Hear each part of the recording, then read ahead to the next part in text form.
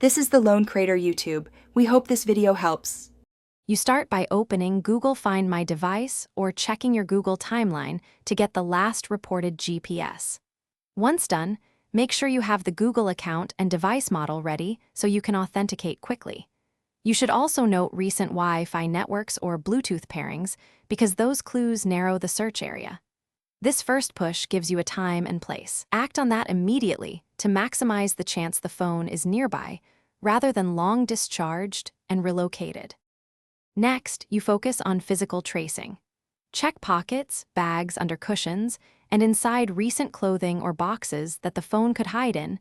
Dead phones often stay close. Then use Bluetooth and Wi-Fi history to see the last connected routers or devices. This helps you narrow rooms or buildings. Make calls to roommates or family and retrace your own steps during the last charge. This human recon often locates a dead phone faster than digital tools because physical habit patterns give away likely spots. Finally, you escalate. Contact your carrier to report the device and ask about a May tracing or blocking service to prevent misuse. Next, return to the last known public location and check lost and found.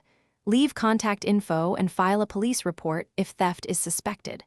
Once those steps are done, secure your accounts by changing your Google password and revoking device access in account settings. If things go wrong, immediately freeze the account and push a remote lock or erase when available to protect your data. Thanks for watching.